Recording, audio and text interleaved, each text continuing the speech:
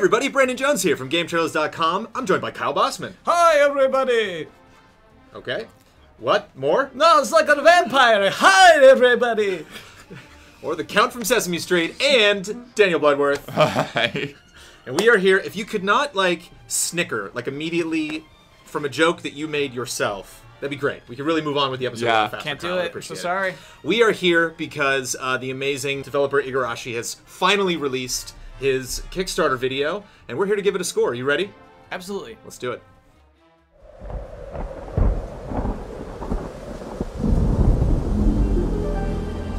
So yeah, Kickstarter videos, not something we actually talk about a lot on Let's All Go to the Trailers or the newly formed Trailer Score. But they're great, because one thing that I do appreciate that does help me get pumped for trailers is that desperation. I mean, that's all that trailers are about. You know, it's like, we really, really want you to be excited about this game. We really want you to, you know, spread the word. There's nothing more desperate than a Kickstarter trailer.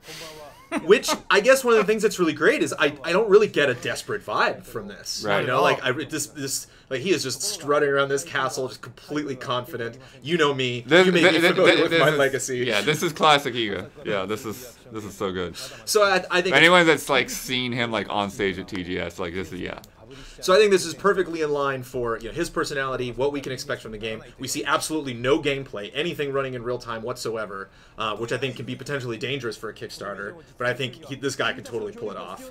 My favorite moment in the world is when he chucks the glass on the floor. Yeah. You know, directly calls out all of the people that he said he's spoken to that, you know, refused to fund his game. Well, I think, but you see, when it comes to when you talk about that, like being dangerous to not show concept art, I think you get into that territory like when you have somebody who either hasn't made a game for 20 years or, you know, they haven't made a game at all. I'm like, hey, we're gonna make a video game, and they don't have a clue what they're doing. And he knows, he's directed these projects, or I don't know exact roles, but you know, he's been in charge of a lot of these projects before, so he knows what he's getting himself into. And I haven't paid a lot of attention to the development process, which I know has been kind of a rocky road for Mighty Number 9. But has Mighty Number 9 had the idea, have they been as upfront about how it's basically Mega Man, but not Mega Man, as Igarashi is being about, this is Castlevania, but it's not? Yeah. It's very, very same. I would say it's almost similar. I mean, he's calling this Igavania. You go to www.igavania.com, which is very on the nose. But yeah, he's clearly making a Castlevania game, and I don't understand why he shouldn't be shy about that. So, dangerous to do comedy. Anything comedic for a Kickstarter trailer. Yeah. And I think the comedy works pretty well in this. I think one of the core rules for comedy in a Kickstarter trailer, one, you just don't overdo it. Don't have comedy be the entire thing. Have it be obviously referencing things we understand. If you're a famous developer like this who's making a game that's in a style that we'll all be familiar with, have the jokes be somewhat in line with what you're trying to tell us, and never take any moment away from telling us stuff. So if you're going to do a joke, have it be a part of giving us information about the game. So I think the most jokey that this trailer gets, other than we just saw him transform into a cloud of bats, is when he walks in the room, the torture chamber, and he, you know, cranks it down. But he is saying, like, I'm going to have more weapons in the game, I'm going to have more bosses, we're going to have more stuff that we add to the game, and, you know, chooses to, you know, put a little comedy in there. Also, live action, dangerous, potentially, you know, to go shoot somewhere, especially if you're trying to recreate, you know, areas that we would believe would be in a Castlevania game or in Bloodstained. You know, some fun references. Obviously, this is, you know, the beginning of Super Castlevania 4 that we're getting a reference to at the beginning of the tombstone exploding and the purple bat coming out and flying into the castle.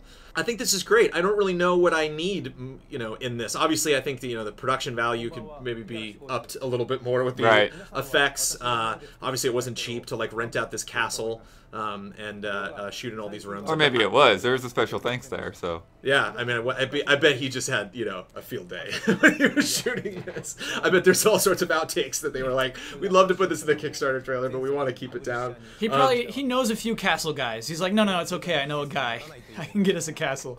One thing I actually didn't think of until this moment that I think a lot of Kickstarter trailers could learn, other than just his, you know, unabashed bravado, is he gets to the point right away. And I think Yeah. I've seen a lot of Kickstarter trailers kind of like do a thing in the beginning that it can be like 30 seconds to a minute long, and then when that's over, it's like, "Hi, I'm Bill. You might recognize me from this game. I want to make this." So I like he just steps out immediately and is like, "Hi, you know me. You know what I want to do." You obviously saw this coming because I made the website beforehand, so I like the directness of that. I like getting right to it. On the other end, I like waiting till the very end to reveal your title. I think that's cool. We talk a lot about with regular trailers, you know, having a huge reveal of your title is impactful. It works in a Kickstarter trailer even, and props for that. But is, of course, spoiled by you going to the Kickstarter page and seeing it before you click on the play on the video. True, yeah. But I mean, when I walked in the office this morning, it was Huberg saying, "Hey, look at this thing." So, you know, I didn't see the word Bloodstained until I saw the word Bloodstained, which is pretty cool. Advice to all trailers lovers out there, get your own Michael Huber who can and show up to work late. Those are the two essential ingredients to be surprised in just the right way. By just the title. It all works really well, and I think again it's that confidence, you know, like he just looks you right in the eye, tells you this is what we're gonna do. I believe in this. I know you believe in this. You know, we're gonna just show them they're wrong.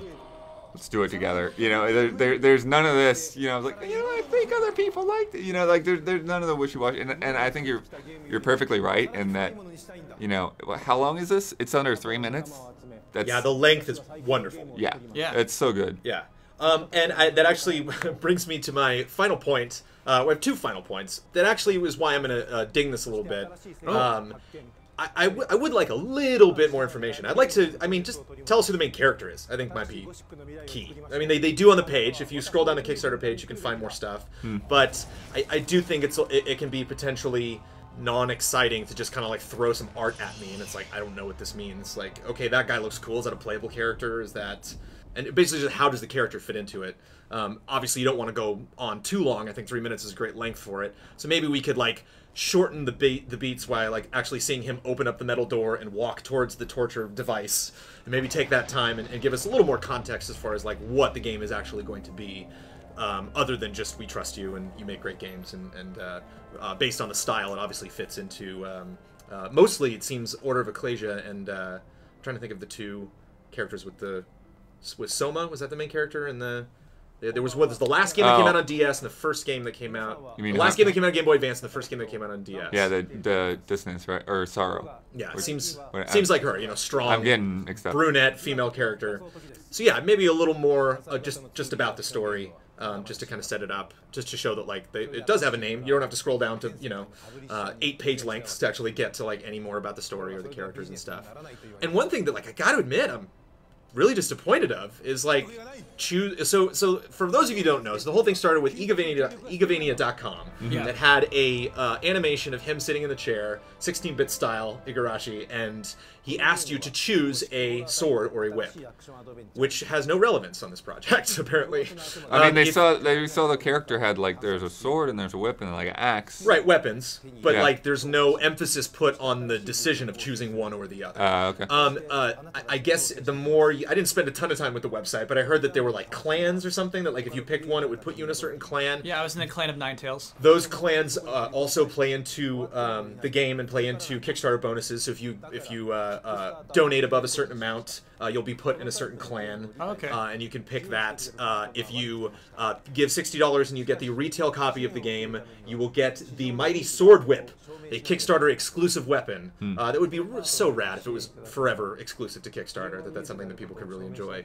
It is dubbed the only weapon powerful enough to unite teams sword and whip, which again just seems like promo. It seems like, okay, all right, it's exciting, like to be teamed up with other fans and for us to not just do a simple give us money, we'll make the game, you know, to have like a little deeper than that. But I was really surprised that when he announced the game, like the core of the gameplay mechanic or something, the core of the story or something didn't, you know, revolve around this decision between the sword and the whip, because it is an interesting decision, you know, like it is, you know, like there have been characters in the Castlevania games that wield swords and those that wield whips, and I think it would be interesting if you like maybe had to choose one going into the game, and that would just, you know, pick your character or pick the moves that they could do, and it's just kind of not brought up at all. And so I don't want to have expectations and base trailers off expectations, but I will have expectations based on trailers that set up expectations. You know, it's like the beginning of this advertising campaign, that what the website is called Sword or Whip. And Sword or Whip doesn't really seem that relevant to the actual experience, so it was a bit of a letdown. and not something I really noticed until later. I was like, oh wait. And I like scoured. I literally did the word search for whip on the Kickstarter page and went down, and it was just like, no, there's just one weapon, and that's about it. And as much as I love it, you know, it's like I do want to. This is one of the better Kickstarter announcements. I think it's very direct. Another Kickstarter trailer might come along one day that has way better production values and is way more flashier and stuff like that. So I want to reserve anything above a 9. But because it put a smile on my face and because I love this man, I'll give it an 8.6. Yeah, I'm comparing it to other Kickstarters. I think it compares favorably. I'll give it a 9.3. I think this is very good. One thing I did want to point out that I think is really cool about the speech here is that he says, I have other people who want to give me money. This is just proving that there's demand. That is extremely honest. You see that with a lot of games that are Kickstarter funded, but never really mentioned as much. Ukulele, I think, got funded very quickly because it had like gameplay footage. You know, it's a disadvantage not to have that. But the sincerity and honesty of this, and you know, its vibe is why I think it's so good. I think just showing 2D art works especially for this genre because it's all 2D. So I think you can get away with just showing some character designs, and then you're like, ah, okay. It's not like the final product's going to be way different than that. It's like, no, you just make that guy move his arms around, and then we're good to go. Yeah, I mean, I think that one shot they had where there's a screenshot, I think that works. I give it a 8.8. I do think it would be good for them to have some test footage, but I do find this very entertaining. And again, just his directness, his kind of come in and owning this space, and owning the audience along with that, I think really works very well. Just out of curiosity, at time of recording, they're close. Yeah. At the time of this recording, it is at 443,554. 32 days to go. Will not, you know, most likely reach its goal today and blow right past it. So congratulations, sir. I hope you get an exciting game. 8.9 for your Kickstarter trailer for Bloodstained Ritual of the Night.